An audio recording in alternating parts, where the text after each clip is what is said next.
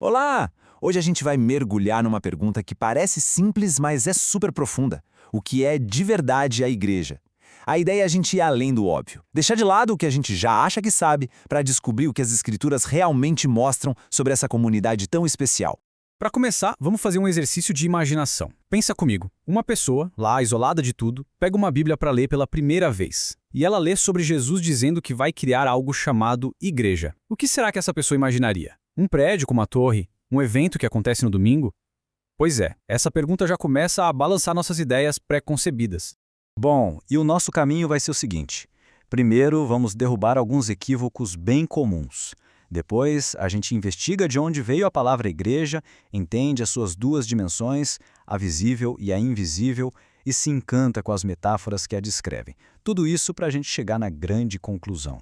Então, antes de construir o conceito certo, a gente precisa, limpar o terreno. Entender o que a igreja não é fundamental para a gente não ter uma visão pequena ou até distorcida da coisa toda. Vamos lá. A igreja não é o prédio, porque, como a gente vai ver, o povo é que é o templo. Ela também não é uma denominação específica, porque a Igreja de Cristo é muito, mas muito maior que qualquer placa. E não é um clube social onde a gente só busca benefícios, mas sim uma aliança de compromisso. E talvez o mais importante, não é uma jornada solo.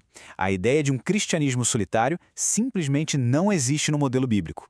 Agora sim, vamos para a raiz da questão. As palavras que a gente usa são importantes, e a palavra igreja tem uma história, uma origem riquíssima, que já revela sua verdadeira essência. Olha que interessante, lá no Antigo Testamento a palavra hebraica era karhal. Significava a assembleia convocada por Deus, tipo o povo reunido lá no Monte Sinai. Já no Novo Testamento, a palavra grega é eklésia, que quer dizer literalmente os chamados para fora. Ou seja, a ideia central sempre foi a mesma, um povo reunido, uma assembleia que Deus mesmo convocou. E aqui, gente, está o ponto de virada. O próprio Jesus diz quem é o dono e o construtor da igreja. Quando ele fala, eu edificarei, isso mostra autoridade divina, não é um projeto nosso. E quando ele diz, minha igreja, fica claro de quem ela é. Ela pertence a Cristo, que pagou um preço altíssimo por ela.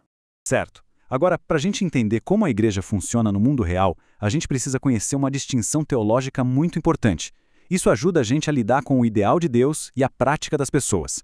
Funciona assim. A igreja visível é aquela que a gente enxerga, sabe? As congregações, as pessoas que se reúnem, os prédios. Já a igreja invisível é como Deus vê. É a união de todos os salvos de verdade, de todas as épocas, aqueles cujos nomes estão no livro da vida. A primeira é imperfeita, claro. A segunda é perfeita. O próprio Jesus explicou isso com a parábola do trigo e do joio. Ele disse que, na igreja que a gente vê, o trigo, que são os crentes de verdade, cresce misturado com o joio. E só lá no final é que Deus vai fazer a separação perfeita. Isso nos ensina a ter mais paciência e graça com a igreja aqui na Terra, né? Afinal, só Deus conhece o coração de cada um. A Bíblia é incrível porque ela não dá só definições frias, ela pinta quadros para a gente. E as metáforas sobre a igreja não são só um jeito bonito de falar, não. Elas são como janelas que nos ajudam a entender a profundidade da nossa identidade em Cristo. A primeira imagem é a de uma família.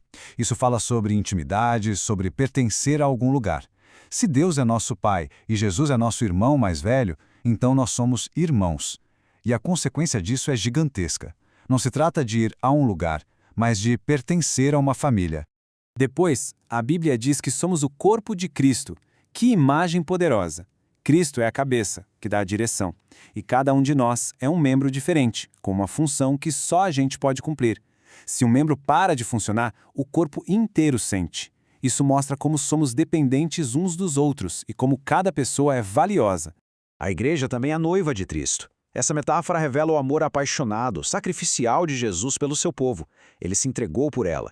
E isso também aponta para o futuro, para a grande festa das bodas do Cordeiro, o que nos chama a viver em pureza e fidelidade hoje.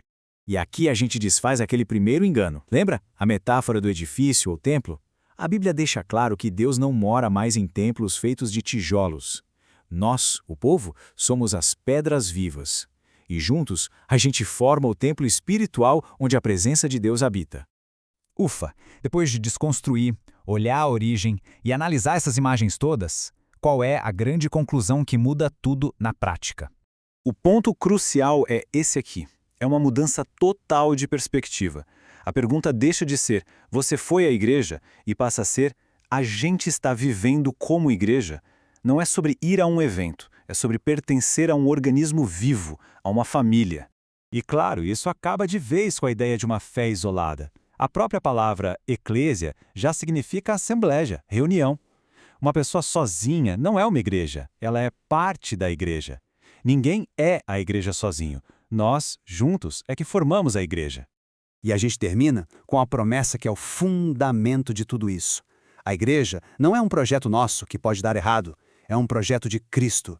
E ele prometeu que apesar de todas as nossas falhas, de todos os ataques e desafios, ela vai continuar de pé e vai triunfar. Essa é a nossa segurança e a nossa maior esperança.